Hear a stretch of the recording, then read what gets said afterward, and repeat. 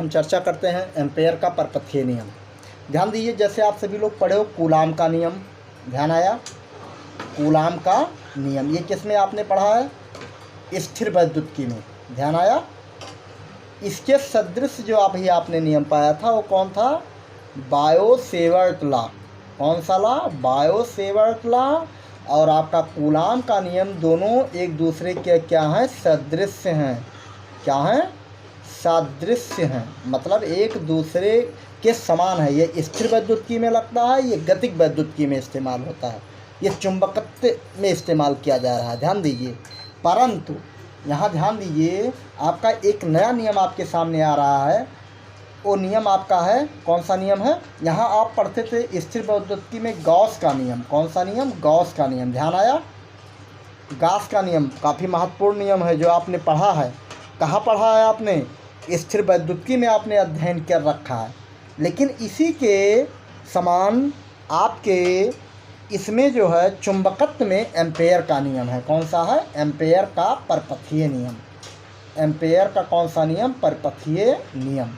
ध्यान दीजिए, दोनों नियम क्या हैं? सदृश्य हैं।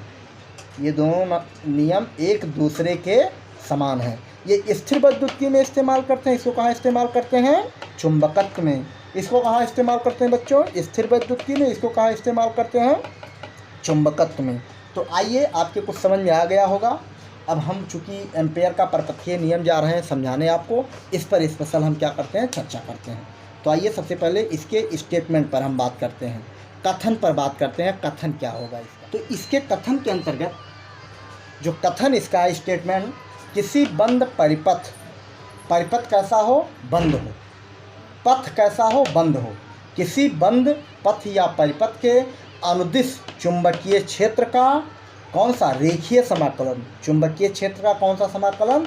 रेखीय समाकलन का मान। रेखीय समाकलन का मान। ध्यान दीजिए, पथ कैसा होगा? बंद, क्लोज परिपथ के लिए बात करेंगे। और चूंकि परिपथ है तो परिपथ में क्या बहेगी? धारा बहेगी। जो धारा बहेगी परिपथ में प्रवाहित धारा, ध्यान दीजिए, चुंबकीय क्षेत्र को हम किससे प्रदर्शित करते हैं बच्चों? हाँ बताइए, सोच कर बताओ। हाँ, किससे? V से। चुंबकीय क्षेत्र को हम किससे प्रदर्शित करते हैं? B से। तो B का कौन सा समाकलन? रेखीय समाकलन। इसका मतलब dl लिखा जाएगा, ये लंबाई को शो कर रहा है। चुंबकीय क्षेत्र का कौन सा समाकलन? रेखीय समाकलन। और रेखीय समाकलन कैसा? क्लोज समाकलन कहिए।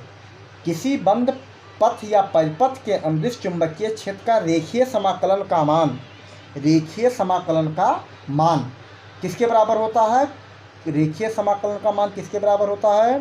परिपथ में प्रवाहित धारा, परिपथ में प्रवाहित धारा का कितना गुना? μ0 गुना इक्वल μ0I।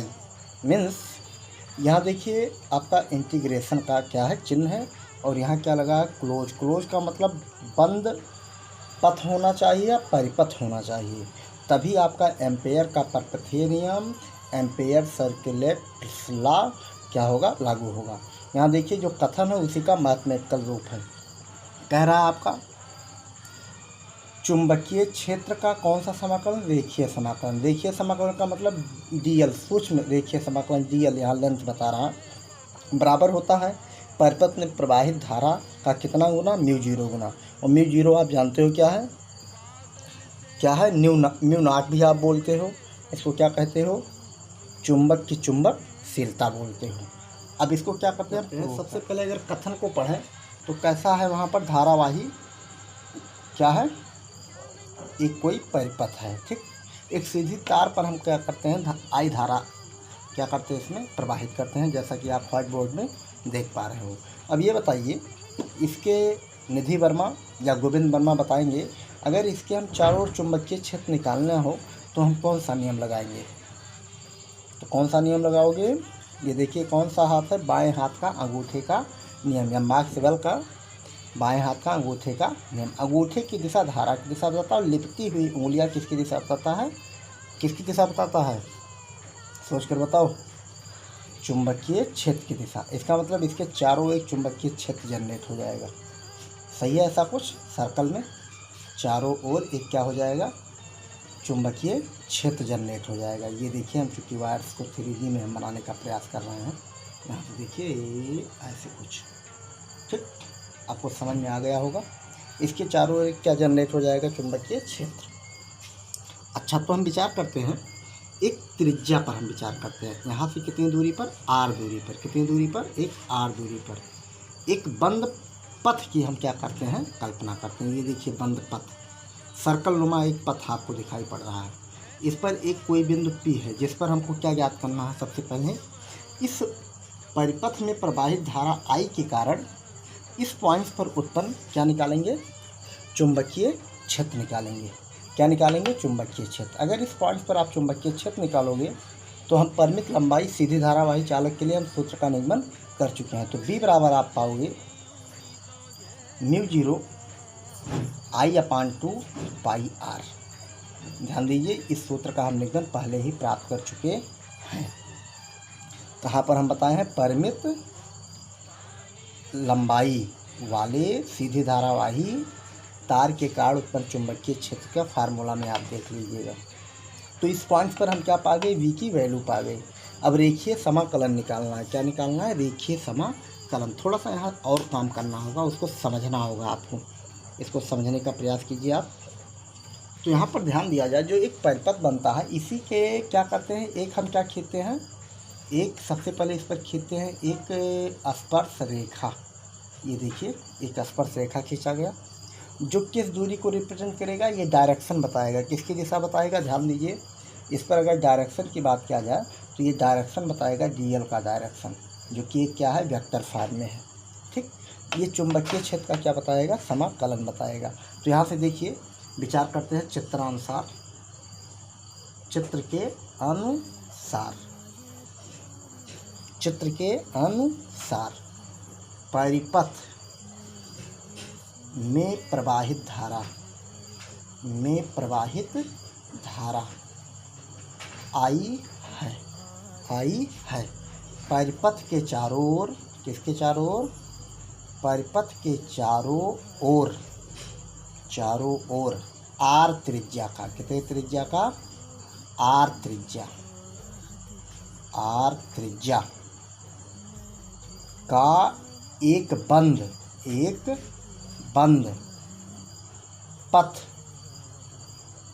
पथ की कल्पना करते हैं।